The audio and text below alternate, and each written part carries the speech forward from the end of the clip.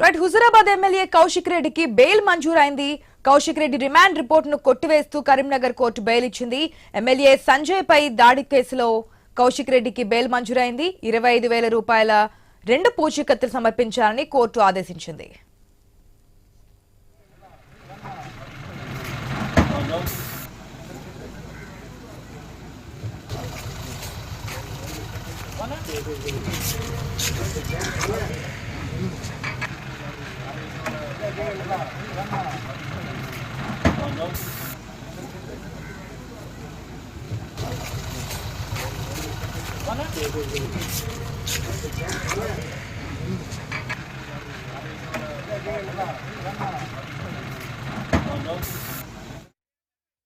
Huzurabad MLA Kaushik రెడ్డికి bail మంజూరైంది. Kaushik Reddy remand report ను కొట్టివేస్తూ కరీంనగర్ కోర్టు అయితే బెయిల్ మంజూరు చేసింది. పూర్తి అప్డేట్స్ మా ప్రతినిధి విజయ్ భాస్కర్ ద్వారా తెలుసుకుందాం. విజయ్ భాస్కర్, ఏదైతే మొన్న జరిగినటువంటి ఘటన తర్వాత అరెస్టు కావడం, అరెస్ట్ అని కొద్దిసేపటికే బెయిల్ మంజూరు కావడం మనం చూస్తున్నాం, డీటెయిల్స్ ఏంటి?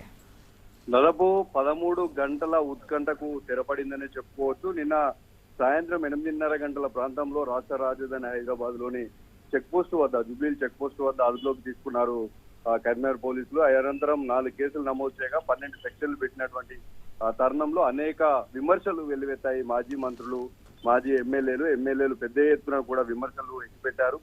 ఇప్పటికే హౌస్ అరెస్టులు కూడా చేసినటువంటి తరుణంలో తప్పనిసరిగా రిమాండ్ కు పంపిస్తారని చెప్పేసి భావించారు. కానీ దాదాపు 40 నిమిషాల పాటు కొనసాగినటువంటి వాదనల ఇటు బీఆర్ఎస్ పార్టీ లీగల్ సెల్, అదేవిధంగా ఇద్దరికి మధ్య జరిగినటువంటి వాదనల అనంతరం దాదాపు 50,000 పూచికత్తుతో పాటు 2 షూరిటీల పైన కరీంనగర్ కోర్టు ఎమ్మెల్యే కౌశిక్ రెడ్డికి బెయిల్ మంజూరు చేయడంతో అందరూ ఊపి పీల్చుకున్నారు. ఎందుకంటే పెద్ద ఎత్తున నిన్న హైదరాబాద్ నుంచే, అంటే కౌశిక్ రెడ్డిని అరెస్ట్ చేసినటువంటి అనంతరం అదే కాన్వాయ్ లోనే వీళ్ళు కూడా వచ్చారు. రాత్రి అంతా కూడా పోలీస్ స్టేషన్ లోనే ఉన్నారు. 1 టౌన్ తరలిస్తారని భావించారు. కానీ సెక్యూరిటీ రీజన్స్ దృష్ట్యా 3వ పట్టణ పోలీస్ స్టేషన్ కు తరలించారు. అనంతరం 2 సార్లు కూడా, అంటే రాత్రి వేళ, అదే తిరిగి ఉదయం వేళ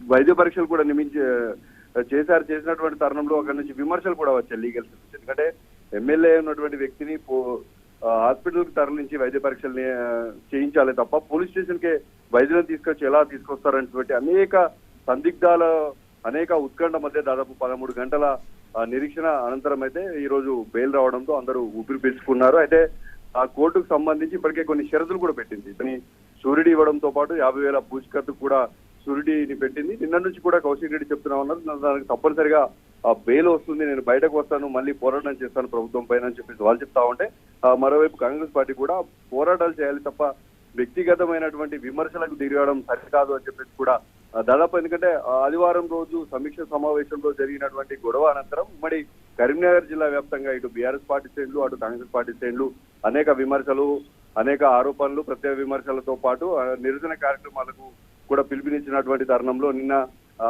సాయంత్రం వేళ హైదరాబాద్ లోని ఓ స్టూడియోలో కార్యక్రమంలో డిబేట్ లో పాల్గొన్నటువంటి కౌశిక్ రెడ్డిని బయటకు రాగానే అదుపులోకి తీసుకున్నారు. సిఐ సుజన్ రెడ్డి నేతృత్వంలో నిన్న సాయంత్రం అదుపులోకి తీసుకున్నటువంటి అనంతరం రాత్రి 11 గంటల సమయంలో కరీంనగర్ తీసుకొచ్చారు. కానీ న్యాయమూర్తి యొక్క అపాయింట్మెంట్ దొరకకపోవడంతో తిరిగి ఈ రోజు ఉదయమే భారీ బందోబస్తు మధ్య కరీంనగర్ కోర్టుకు తరలించారు. అక్కడ ఇద్దరి వాదోపాలు విన్నటువంటి అనంతరం వాటన్నింటినీ కూడా బేరీజుకు తీసుకొని కండిషన్ తో కూడినటువంటి, అంటే షరతుతో కూడినటువంటి బెయిల్ అయితే మంజూరు చేయడంతో టీఆర్ఎస్ లీగల్ టీం, అదేవిధంగా ఉమ్మడి కరీంనగర్ జిల్లా వ్యాప్తంగా కాకుండా రాష్ట్ర వ్యాప్తంగా ఉన్నటువంటి బీఆర్ఎస్ శ్రేణులు అయితే ఊపిరి పీల్చుకున్నటువంటి నేపథ్యం కనిపించింది. ఎందుకంటే అందరినీ కూడా ముందస్తు అరెస్టులు చేయడం, హౌస్ అరెస్టులు చేయడం, ఎక్కడికక్కడ పికెట్లు నిర్వహించడంతో దాదాపు పంపిస్తారు, అంటే జైలుకు పంపిస్తారనేటువంటి ఒక డైలమాలకు వెళ్ళినప్పటికీ కూడా గౌరవ న్యాయస్థానం పైన తమకు నమ్మకం ఉంది, తనకు బెయిల్ వచ్చిందని చెప్పేసి ఎమ్మెల్యే కౌశిక్ రెడ్డి చెప్తున్నటువంటి తరుణం అయితే కనిపిస్తుంది. ఫెస్టివల్ కావడం, పెద్ద ఎత్తున ఇలా అన్ని కార్యక్రమాలను చూసుకున్నటువంటి తరుణంలో బెయిల్ రావడంతో అందరూ ఊపిరి పీల్చుకున్నారని చెప్పుకోవచ్చు. Right Vijay Bhaskar, thanks for the update.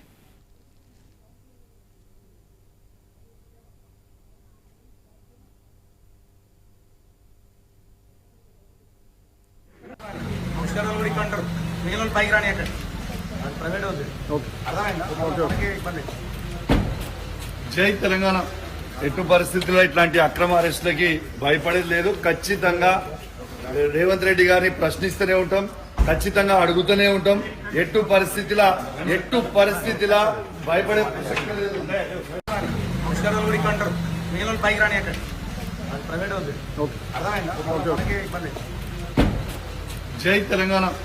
ఎట్టు పరిస్థితుల్లో ఇట్లాంటి అక్రమ అరెస్టులకి భయపడేది లేదు. ఖచ్చితంగా రేవంత్ రెడ్డి గారిని ప్రశ్నిస్తూనే ఉంటాం, ఖచ్చితంగా అడుగుతూనే ఉంటాం. ఎట్టు పరిస్థితిలా భయపడే ప్రసక్తి లేదు.